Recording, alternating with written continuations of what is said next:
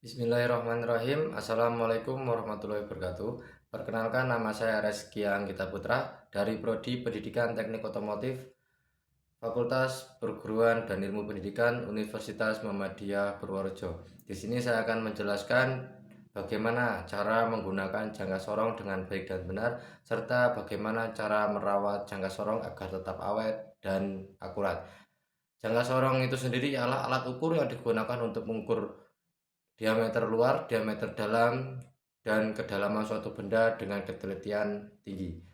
Adapun bagian-bagian jangka sorong yaitu rahang bagian luar untuk mengukur diameter luar, ada rahang tetap dan ada rahang geser. Adapun juga ada untuk mengukur diameter dalam, yaitu ada rahang tetap dan ada rahang geser. Di sini juga ada batang pengukur untuk mengukur kedalaman suatu benda. Serta di sini ada skala utama dan skala nonius. Untuk cara pengukuran sebagai berikut. Baiklah, di sini saya akan menjelaskan bagaimana cara menggunakan jangka sorong dengan baik dan benar. Di sini saya akan menjelaskan penggunaan jangka sorong dengan ketelitian 0,05 mm. Adapun dapat kita lihat di sini bagian-bagian dari jangka sorong itu sendiri, yaitu ada rahang bagian bawah untuk mengukur diameter luar, ada rahang bagian atas untuk mengukur diameter bagian dalam, ada batang pengukur untuk mengukur kedalaman atau ketebalan suatu bidang kerja. Di sini ada skala utama dan skala nonius. Di sini juga ada skala nonius untuk pengukuran menggunakan satuan inci. Nah, jadi cara menghitung atau cara melihat nilai dari jangka sorong itu sendiri yaitu rumusnya yaitu adalah skala utama ditambah skala nonius. Nah, skala nonius. Nah, seperti itu. Rumusnya yaitu seperti itu. Jadi bagaimana cara kita mendapatkan skala utama itu? Nah, kita dapat mendapatkan nilai skala utama. Acuan kita adalah menggunakan garis 0 pada skala nonius. Jadi seperti ini. Nah, skala utama yang kita dapat yaitu adalah 1, karena garis 0 pada skala nonius sudah melewati garis 1 pada skala utama. Dan seperti ini. Nah, kalau seperti ini skala utamanya tetap 1 karena belum melewati garis 2 pada skala utama. Nah, contoh lagi seperti ini. Skala utamanya yang kita dapat adalah 10 karena garis 0 pada skala nonius sudah melewati garis 10 pada skala utama. Jadi dapat kita hitung 1, 2, 3, 4, 5, 6, 7, 8, 9, 10. Nah, jadi skala utamanya yaitu 10 seperti itu. Nah, untuk melihat skala nonius. Nah, untuk melihat skala nonius atau nilai dari skala nonius yaitu kita dapat melihat garis pada skala nonius ini yang paling lurus dengan garis skala utama. Jadi kita contohkan seperti ini. Nah, kita cari garis pada skala nonius yang paling lurus pada skala utama. Jadi untuk skala utamanya yaitu adalah 11 ya, pada skala utamanya itu 11, dan skala noniusnya yaitu berada pada angka 0. Nah, di sini yang paling lurus adalah angka 0 yaitu 100. Jadi 11,100 mm seperti itu. Dapat dimengerti? Nah, kita contohkan untuk pengukuran pada bidang langsung. Jadi kita contohkan pengukuran pada bidang seperti ini ya. Kita mengukur diameter bagian luar pada bidang. Kita rapatkan alat ukur pada bidang kerja.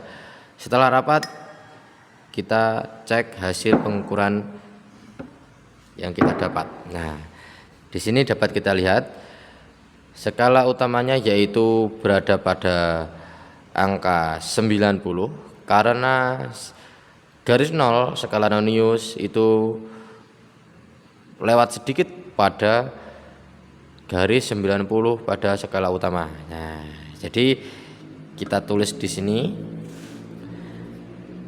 skala utama yaitu 90 mm. Nah, untuk skala noniusnya kita cari garis yang paling lurus dengan skala utama. Nah, kita cari garis yang paling lurus pada skala utama yaitu ada pada garis atau nilai, bentar, ngeblur ini gak bagus. Nah, ini pada nilai 1 atau 10 ya. Nah, jadi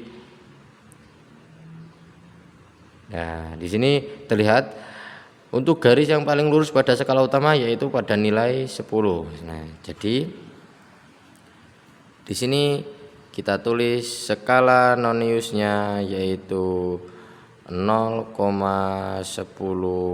mm. Nah, jadi langsung saja kita tambah di sini ya, kita tambah berarti hasilnya 90,10 mm. Nah, jadi seperti itu.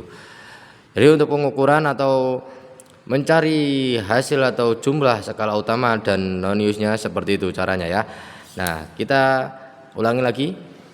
Kita akan mengukur diameter dalam pada bidang tersebut.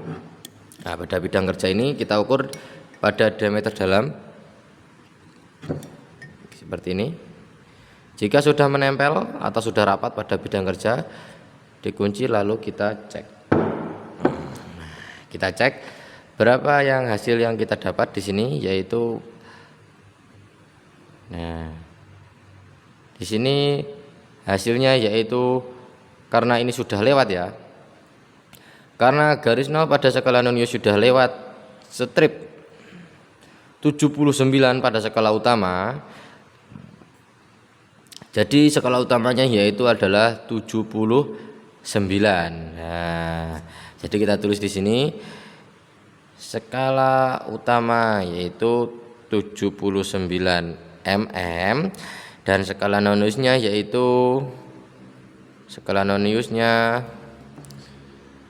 yaitu kita cari garis yang paling lurus pada skala utama.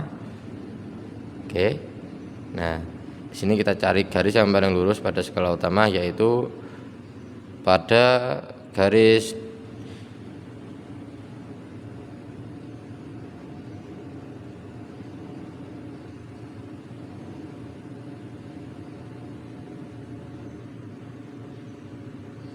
nggak bisa fokus ini, maaf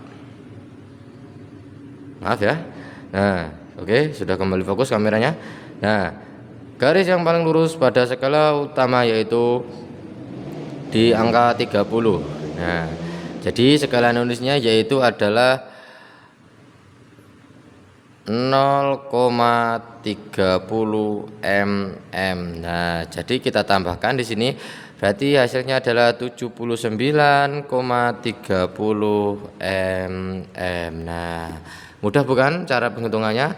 Jadi untuk acuan mendapatkan nilai pada skala utama yaitu pada garis 0 di skala nonius. Jadi kalau seperti ini, nah kalau seperti ini berarti nilainya adalah 10 pada skala utama dan nilai noniusnya kita cari yang garis yang paling lurus dengan skala utama.